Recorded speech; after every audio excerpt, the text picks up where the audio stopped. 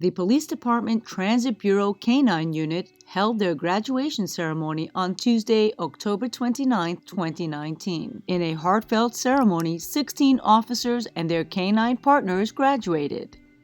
The K-9s are named after fallen officers who died in the line of duty.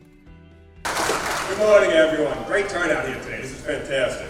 Welcome to the Police Academy. A lot different from the Police Academy a lot of us graduated from. It's a beautiful building. Take a little time while you're here to look around. And congratulations to 15 new members of the Transit Bureau K-9 Unit.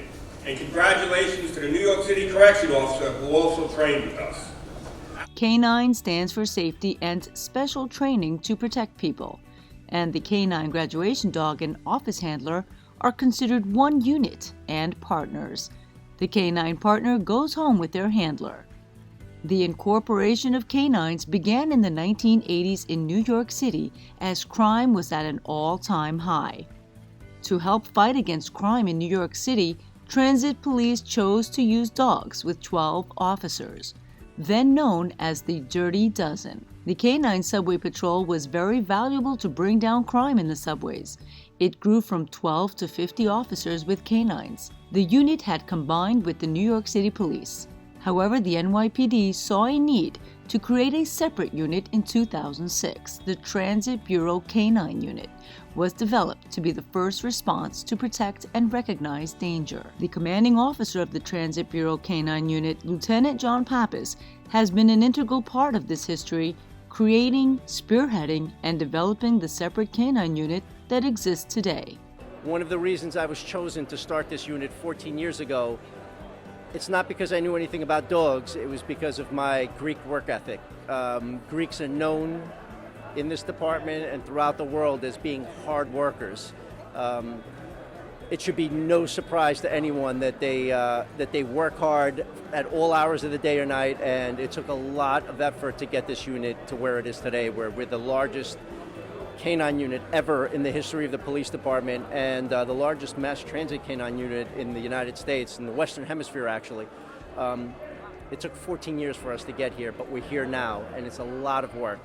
The bond between a police K-9 handler and a military K-9 handler and his dog is probably one of the strongest bonds in the human-animal world. We do everything with our dogs. We take our dogs home with us. We spend more time with our dogs than we do with our own family members. I can look at my dog and she can look at me, and I already know what she's thinking and she knows what I'm thinking. So that ability to communicate just on visual cues or body language, the dogs have mastered that, and they've taught us as humans how to communicate in that fashion as well. So it's a very strong bond. And it needs to be, because we do very dangerous work and we need to trust each other when we do it. Some of the toughest things that we have to face as K-9 handlers are the environment that we police. We police one of the toughest environments in the world. The New York City subway system was designed to move a lot of people. It moves about 6 million people a day. That's about 2.3 billion a year. That's 5 times more than flying the United States. And in all that, it's a porous system. So it's difficult to secure. We can't set up TSA screening, but we have the dogs for that. And injecting them into a crowded subway environment where they're literally, people are standing on top of each other, you have to have the right person, the right dog, and the right training to do that. So I want the viewers to understand that the K-9 is the tip of the spear when it comes to counterterrorism. We use our dogs extensively every day, and it's the most visible thing that a police department has, the most visible tool that they put out there in the fight against terrorism. The dogs can be used to deter an attack, to respond to one, and to mitigate an attack as well. My unit has responded to more terrorist attacks with their K-9s than any other unit in the Western Hemisphere. So I have to say that these are the most professional K-9 graduations anywhere in the world that we do. We're in a very beautiful building here in the New York City Police Academy. It's very well run. We've planned this for months, and at the end of the day, it's not about me, it's not about the dogs, it's not about the handlers, it's about the families that we're honoring. Every couple of months, we have new officers being hired. I work actually at the Candidate Assessment Division, where we hire officers. and it's a great role to play in this department. You know, a lot of anxious people that want to be a police officer. It's a great job. From the members of the housing police and the NYPD, at one point they all merged and they became the NYPD as well. At first, back when it was a small amount of Greeks, they came together and they formed a society back in 1958. And now it's 2019 and we're still here together and we've grown so far. Canines and multi-purpose canines 3-in-1 dogs are trained to handle detecting explosives and unconventional explosives, pedestrian patrol, trained passenger screening, and counter-suicide bombers.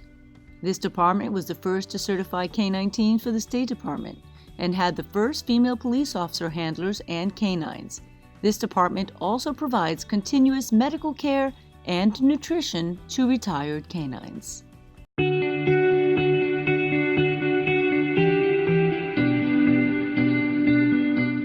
So, in an effort to make crime fighting the centerpiece of their strategy, the New York City Transit Police decided to create one of the world's first mass transit canine units. They chose Sergeant Matthew Stanish to create this unit. They chose wisely. Sergeant Matty Stanish and 12 officers who came to be known as the Dirty Dozen went to Philadelphia's police department to complete an accredited patrol training course. When their training was done, they began patrolling the subways. The impact they made was immediate.